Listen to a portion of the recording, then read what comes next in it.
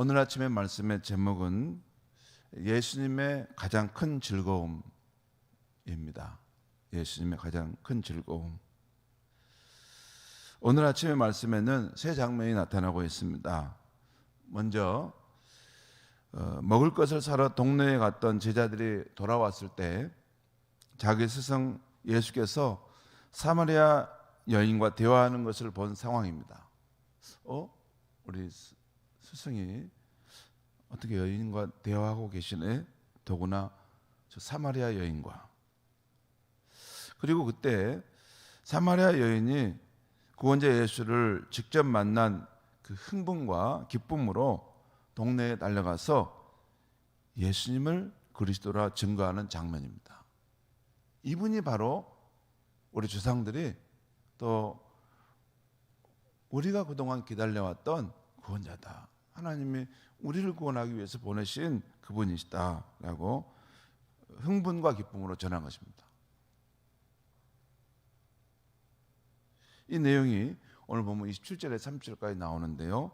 그 중에 28절 3절 말씀을 제가 한번 읽겠습니다. 28절에 3절 말씀 제가 읽겠습니다. 여자가 물동이를 버려두고 동네로 들어가서 사람들에게 이르되, 물동이를 버려두었다 했어요. 원래 이 물두로 지금 온 상황입니다. 근데 예수를 만난 기쁨이 너무 커서 자기가 지금 뭘 하러 왔는지도 잊어버리고 또한 사람들에게 달려가서 말했다는 거죠. 이분은 원래 지금 남편을 5이나 뒀고 이렇게 정말 별로 이렇게 부끄러운 그런 삶이었기 때문에 사람들이 없는 곳에 와서 이렇게 물두고 갔는데 이제 마을 사람들한테 가서 너무 당당하게 달려가서 지금 말하고 있는 것입니다. 29절에 보겠습니다. 내가 행한 모든 일을 내게 말한 사람을 와서 보라. 이는 그리스도가 아니냐 하니 그들이 동네에서 와서 예수께로 오더라.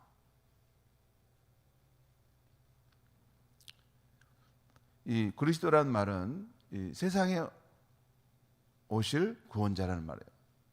하나님께서 우리 인류를 구원하기 위해서 세상에 보내실 구원자, 바로 이분이 그분 아니냐 하면서 이 감격에 찬 목소리로 사람들에게 막 전한 것이었습니다. 그리고 이 여인의 전도는 이게 뭐 세련되지 않고 아마 거칠은 전도였을 거예요. 그러나 예수님을 인격적으로 만나 변화된 이 형언할 수 없는 기쁨과 진정성이 있었기 때문에 사람들이 그 말을 듣고 예수님께 나온 것입니다. 우리는 초라하고 별거 아니지만 정말 예수님을 만난 그 말할 수 없는 그 기쁨, 그 만남에 대한 어떤 감격, 진정성이 있으면 사람들이 이 사람에게 무슨 일이 일어났나? 이 사람 말이 정말 맞을까? 하고 거기에 끌려서 올 수 있는 것입니다. 여러분, 사람들은 꼭 논리적이지 않습니다. 여러분, 전도할 때 논리적으로 잘 설명해내면 저 사람이 믿을 것이다? 그렇지 않습니다. 사람은 그렇게 완벽하지 않습니다. 그리고 우리가 전도할 때 성령님께서 역사하시기 때문에 무슨 꼭 이 상황이 돼야지 내가 전도를 해야 되겠다. 이게 뭐 논리적으로 이게 상황, 저 사람 너무 그러니까 사람의 계산을 많이 하면 훌륭한 전도자가 될 수 없습니다. 왜냐하면 하나님의 일하시는 것은 다 빼고 사람의 머리로 다 계산해가지고 된다 안 된다 자기 나름대로 정리해가지고 이렇게 전하지 않아 버립니다. 그런데 하나님과 동행하게 되면 그런 생각들이 빠지게 되죠. 왜냐하면 내 생각대로 세상이 되지 않는다는 것을 알게 되고 하나님이 우리 인생을 주관해 가시구나 하는 것을 깨닫습니다. 장사를 해봐도 알게 되는 것이고 또 우리 자녀를 키울 때도 아는 것이고 전도도 그렇습니다. 전도를 안 해본 분은 이런 말이 무슨 말인지 모르는데 전도라는 것은 꼭 이렇게 논리적이고 어떤 상황이 잘 이렇게 잘 갖추어져야만이 그 사람이 돌아온다. 그런가? 그렇지 않습니다. 제가 탁월한 전도자들을 보면 전도 열매가 맺힌 거 보면 전혀 뜻밖의 막 이렇게 전도가 열매가 맺힙니다. 이 사람을 생각하고 저는 복음을 전했는데 이 사람은 돌 같은 마음으로 절대 안 들어오는데 그 가는 과정에서 다른 사람을 만나고 그 사람은 쉽게 전도돼서 주 앞에 돌아오는 일들이 너무나 많습니다.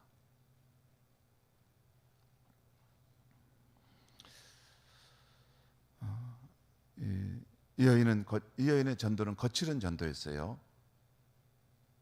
그런데도 하나님께서 이 여인을 통해서 많은 사람이 예수께 나오게 했다는 것입니다. 우리가 전도할 때, 여러분 전도할 때 꼭 내 생각으로 충만해서 전도하려고 하면 전도 절대 안 됩니다. 그게 아니고 정말 주의 성령과 늘 동행하는 삶을 살다 보면 주의 성령께서 우리의 삶을 이렇게 인도하십니다. 어떤 상황 속으로도 인도하시고 어떤 우리에게 마음도 주시고 어떤 생각도 주시고 자꾸 어떤 사람이 생각나게 하셔서 그 사람을 찾아가 보게 하고 그 사람에게 꼭 예수를 전해줘야 될 것 같다는 그런 마음이 듭니다. 그걸 순종하는 것이 성령께 순종하는 것입니다. 예수님이 가장 귀하게 여기는 일이 그런 일인데 한 번도 나는 그런 순종해 본 적이 없다. 무슨 성령님과 동행하는 삶을 산다고 할 수 있을까? 좀 그렇습니다. 하여튼 이런 성령께서 예수님께서 우리 마음속에 어떤 감동 감화하심을 일으킬 때 그때 거칠더라도 미비하더라도 갈 사람을 만나보는 것입니다. 손도 잡아보고 갈 때면 선물도 하나 가져가보고 가다 보면 의외로 그 사람이 굉장히 영혼이 공고한 상태에서 누군가의 그 위로와 소망의 말이 필요할 때가 있어요. 그때 그 사람이 우리를 통해서 하나님의 위로를 받고 또 하나님 믿겠다는 마음을 가질 수 있습니다. 전도는 하나님께서 하십니다. 다음은 이제 제자들이 마을에서 사온 음식을 드릴 때 예수님은 말씀하시기를 자신에게는 제자들이 알지 못한 영적 양식이 있다고 말씀한 것입니다. 이 양식은 자신을 보내신 하나님의 뜻을 행하고 온전히 이루는 것이라고 말씀하고 있어요. 물론 이 양식은 오늘 본문의 상황에서는 사마리아 여인이 예수를 만나 구원함을 받고 영생의 삶을 사는 것입니다. 성도 여러분, 마태, 마가, 누가 요한복음을 보는데 요한복음은 이 구원에 대한 것을 영생을 얻는 것이라고 표현을 해요. 그러죠? 근데 우리가 그제 아침에도 이 여인에게 내가 생수를 줄 수 있는데 나는 영원히 솟아나는 생수를 내게 줄 수 있다. 영생하도록. 요한복음에서는 예수님이 우리에게 구원을 주신다고 할 때 그 영생의 삶을 주신다는 거예요. 여러분, 그리고 요한복음에서 말하는 영생의 삶은 이거 나중에 요한복음 강해를 제가 하게 되면 깊이 논의하게 될 텐데요.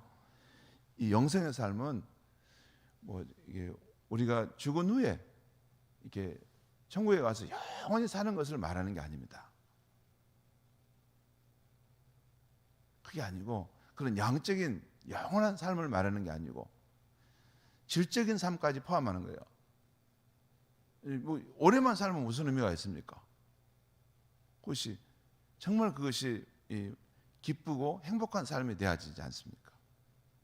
예수님이 주시고자 하신 영생의 삶은 그래서 장차 올 세상에서의 그 생명이고 또 하나님 나라에 들어가 살게 되는 생명을 말합니다.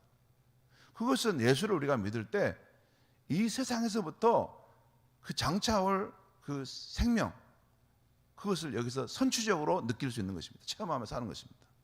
그렇지 않습니까? 예수님과 함께 하나님 나라를 경험하는 사람들은 세상이 알지 못하는 그 마음속에 평안과 기쁨과 또 소망이 그 마음속에 있어요. 장차 올 그 생명을 오늘 여기서부터 내 마음속에 누리고 그것이 내 마음속에서 주변에 발산돼 나오는 것입니다. 그것이 요한복음에서 말하는 영생의 삶입니다. 이게 번역하기가 다른 표현 방법이 없기 때문에 이렇게 영생이라고 했지, 이 영생의 삶은, 요한복음에 말하는 삶은 이것이 그냥 오래만 사는 게 아니고 장차 올 그 생명의 삶, 또 하나님 나라의 백성으로 누리게 될 그 생명의 삶, 질적인 면에서도 말할 수 없는 어떤 소망과 기쁨과 만족과 이 사랑의 충만함으로써 살아가는 삶인 것입니다. 여러분, 여기서도 예수님이 우리 삶에 오셔서 함께하는 삶은 그런 삶을 살 수 있는 것이죠. 비록 초막이나 이런 들판에 살아도 예수님이 천국의 왕이신 그분이 우리 삶에 들어오셔서 계시다면 우리는 소망이 넘친 것입니다. 유기성 목사님들 말씀하시잖아요. 예수님 한 분이면 충분합니다. 그 말씀 항상 레파토리처럼 하시잖아요. 예수님 한 분이면 충분합니다. 그 말씀이 무슨 말씀입니까? 예수님이 우리의 마음속에 와 계시면 그것이 하나님 나라 천국이 우리 삶에 다 들어와 있는 것입니다. 왜? 예수님이 하나님 나라 천국의 왕이신 분이신데. 그러니까 예수님 한 분 계시면 다 충분하다는 것이죠. 아무튼 예수님이 주시고자 하시는 것은 하나님 나라 백성의 삶, 장차올 그 생명의 삶, 그것을 그 영생의 삶을 여기서부터 누리도록 한다는 것입니다. 그러면서 예수님은 지금 이 눈앞에 보이는 이 밀밭의 상황을 보시면서 넉 달이 지나야 추수할 때가 되지 않겠느냐. 이거 이제 실제 여러분 눈앞에 펼쳐지는 현상적인 세계를 말하는 것이에요. 보니까 지금 계절적으로 넉 달은 지나야지 이제 그 팔레스타인은 주로 밀을 추수합니다. 밀을 재배하니까 밀을 추수할 것 같은데, 그런데 예수님은 그걸 통해서 영적인 사실을 중요한 걸 말씀하세요. 영적인 중요한 사실 하나는 예수님께서 하나님 나라 구원의 복음과 함께 이 땅에 오심으로 이미 추수할 때가 되었고 벌써 추수하는 자들이 사람들 가운데서 영생에 이르게 하는 열매를 모으고 있다는 것을 지금 말씀하고 있는 것이에요. 오늘 보면 37절 38절 말씀을 제가 한번 읽겠습니다. 37절 38절.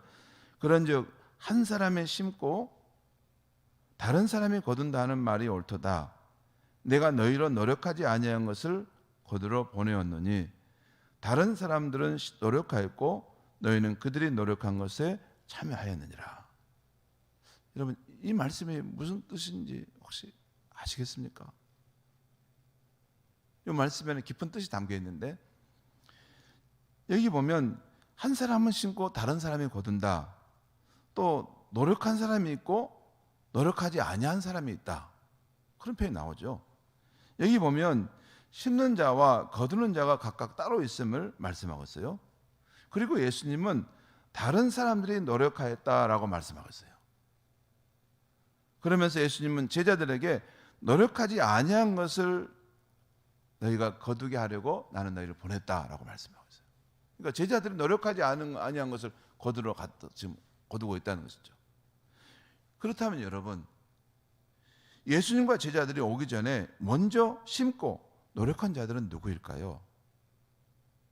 예수님과 제자들이 오기 전에, 노력하기 전에 먼저 하나님 나라 복음을 심고 노력한 자들이 누구일까요? 구약의 그 수많은 선지자들과 세례 요한까지의 그것입니다. 여러분, 찬송가 550장에 보면 시온의 영광이 빛나는 아침이라는 찬송가 3절에 보면 오래전 선지자 꿈꾸던 복이라는 나와요. 오래전에 선지자들이 꿈을 꾸면서 그 하나님 나라의 비전을 심었고 그것이 이루어지기를 노력했는데 그것이 바로 예수님 때 와가지고 이루어지게 됐다는 거예요. 찬송가 550장에 보면 그 시온의 영광이 빛나는 아침, 그것은 예수님이 이 땅에 오셔서 이 구원의 역사를 시작하는 그 시점을 말하는 것입니다. 그러므로 해서 메었던 종들이 풀려나고 광야의 하초가 피어나고 새들이 노래하는 그런 새로운 세상이 열리게 되었다는 것이에요. 여러분, 누구든지 그리스도 안에 있으면 새로운 피조물이라. 보라, 이전 것이 지나가시니 새 것이 되었다. 여러분, 그리스도 안에서는 새로운 창조가 일어난 것입니다. 새로운 창조가 일어났고 우리는 예수를 믿을 때 새로운 존재로 지음받게 된 것이에요. 그런데 이것은 구약의 그 수천 년 동안 선지자들이 하나님이 보내신 구원자가 오시면 이런 메었던 종들이 풀려나게 되고 또한 광야에 화초가 피고 새들이 노래하는 그 아름다운 세상이 올 텐데, 사자와 이리가 함께 있고 어린 양과 뱀이 함께 있고 하나님의 평화가 이루어지는 그날이 올 텐데, 언젠가는 올 텐데,